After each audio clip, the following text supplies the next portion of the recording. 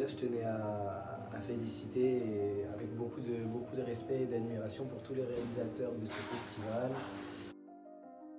Alors moi c'est Maëlys. Du coup, moi c'est Elias. Alors moi c'est Sienne, je m'appelle Victoire. Du coup moi je m'appelle Iverson. Il Camino. Le film La Voix des Autres de Fatima Kassi. La voix des autres. Les eaux calmes. Et, La Voix des Autres. En fait on arrive vers la fin du film et donc la traductrice donc, traduisait l'histoire d'une femme et on voyait que la caméra était fixée que sur la traductrice et non sur la personne qui a vraiment vécu les faits. J'ai vu qu'elle se perdait en fait dans l'histoire qu'elle racontait. Donc au lieu de raconter et de traduire exactement ce que la personne disait, elle s'est perdue dans l'histoire en racontant sa propre histoire. Elle s'identifiait un peu à cette personne en racontant son histoire. En fait, c'est comme si c'était elle qui la racontait.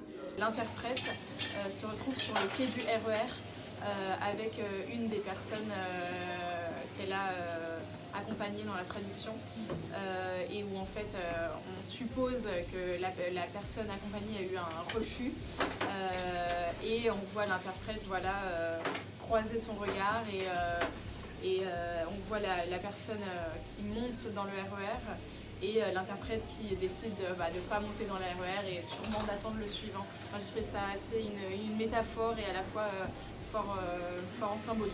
Scène à la fin où c'est avec une demandeuse d'asile et en fait l'interprète elle essaye à nouveau d'aider la femme qui est en demande d'asile et en fait elle va raconter un bout de son histoire à elle vu qu'elle était syrienne et que c'est pas explicite mais on comprend dans le film. C'est quand elle a eu le courage de retourner dans la piscine parce que c'est suite à un accident de piscine à l'âge de 15 ans qu'elle a arrêté. Et on voit à la fin que après 20 ans à être en situation de handicap, elle a pu retourner dans l'eau et c'est vraiment une scène qui m'a beaucoup touchée.